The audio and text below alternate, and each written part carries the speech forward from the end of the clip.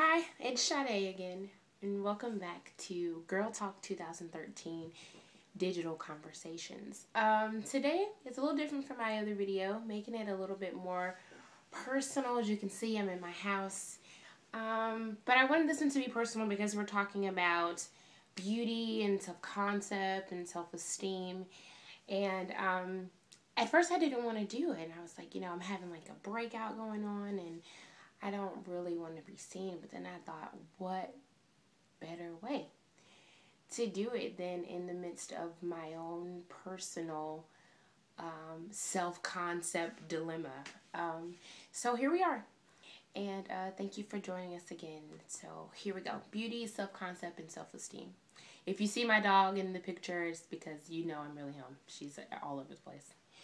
So, well, first, beauty. The definition in itself is amazing. Beauty, the quality in a person or thing that gives intense pleasure or deep satisfaction in the mind.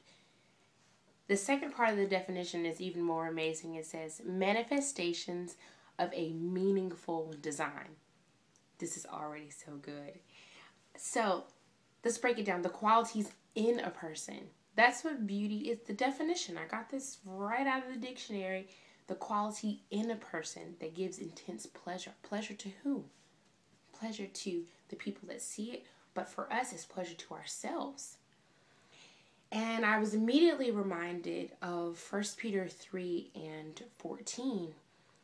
And it says, let not your beauty be merely external, but with the adorning of elaborate and interweaving and knotting of the hair and the wearing of jewelry or the changing of clothes. It says, but let it be the inward adorning and beauty and the hidden person of the heart with an unfading charm and gentle and peaceful spirit, which is not anxious, but very precious in the sight of God. And I thought that was amazing. So let's tie in the definition with the scripture, and hopefully we feel a lot better about ourselves today, okay? So the qualities in a person. So, and it says not just the external beauty, external part. So, we do everything. We get our hair done and our nails done, nothing like a good manicure. And we buy clothes that we love, which is all great. Nothing's wrong with any of that. The only part where it becomes a problem is when that is what defines us, when that's the only way we feel beautiful, as if our hair is done or if our nails are done or anything like that. You can feel beautiful in sweatpants, a t-shirt, and your hair back in a ponytail. Just finished working in the yard, nasty fingers and all. You can feel beautiful that way. You don't have to put on a lot of makeup to feel beautiful, even though makeup is wonderful. A lot of people like it. I love it. I love concealer, so I live by it sometimes. But that's not what makes me beautiful. And even at my age, at 27, I forget that sometimes. I forget that that's not what makes me Sade. But it's the stuff on the inside that makes me beautiful on the outside. In the definition of beauty, it said manifestations of a meaningful design. That's what beauty means. It means the outward appearing, the grand appearing of a meaningful design. What kind of design are we talking about here? God's design. Who He has made you specifically to be. Whether that is a daughter that's incredibly helpful to her mother, whether that's a big sister who leads and guides her siblings, whether that's a friend, a good friend like we talked about the last time, who is there for her friends, or a wife, or a doctor, or a lawyer, or whatever it is that you want to be, like me, a writer or a public speaker. The inward design, the falling in love with who you are and your purpose, that is the manifestation of a meaningful design by God. And that is beautiful. It's beautiful to embrace who you are. It's beautiful to embrace what you want to be and what you want to do and where you live, the city you grew up in. Embracing all of that, finding value in that because it makes you who you are on the inside. That is beauty. And oftentimes, we don't consider that beauty. We consider beauty the other things that I named, and, the clothes, and then the concept of beauty as it's splashed across the TV screens and on Facebook pages and magazines and things like that. We can get confused. And if I based my beauty on everything that I saw, I'd be a little ugly duckling in my mind. But that is not the case. You are beautiful and you are wonderfully made. That's in the Bible, but it was even part of the theme for last year's Girl Talk conference. So don't ever forget it. The second part of the scripture, it says that beauty is of the hidden person of the heart, an unfading charm. Beauty never fades. No matter what people tell you, it never fades. Your looks may change.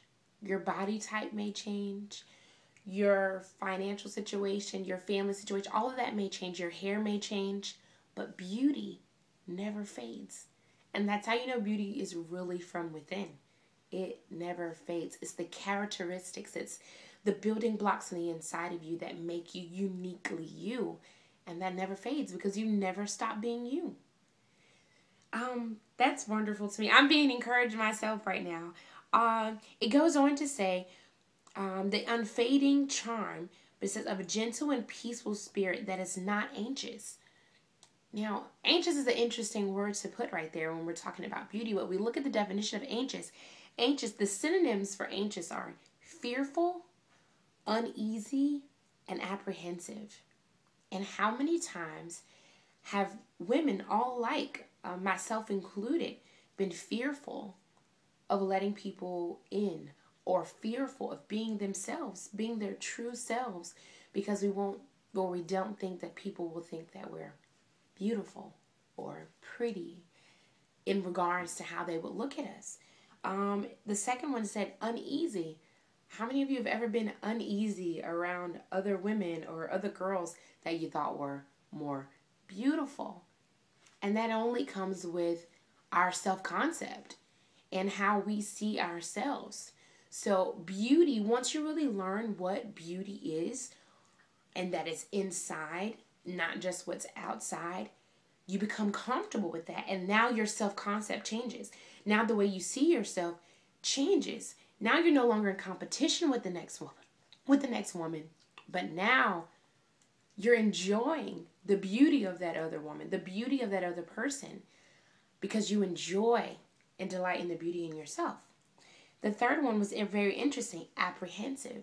I know that I, for one, when I was younger, was very apprehensive of making certain friends just based on how I felt about myself, based on how I look. This is a true story. I felt like I didn't want to hang around anybody that was prettier than me. And why was that?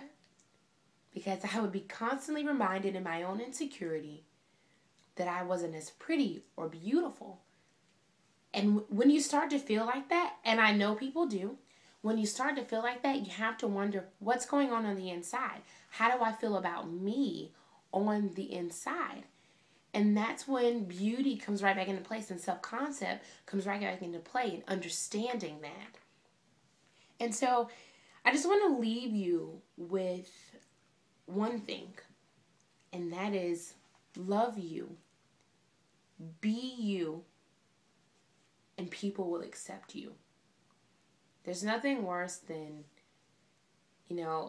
being a friend to someone only to find out later that that's not who that person really was. So do yourself a service and do other people the great pleasure of owning your beauty, valuing yourself, upping your self-esteem, and being the true you that we all know you can be. You guys have a great day. Thank you so much for joining us.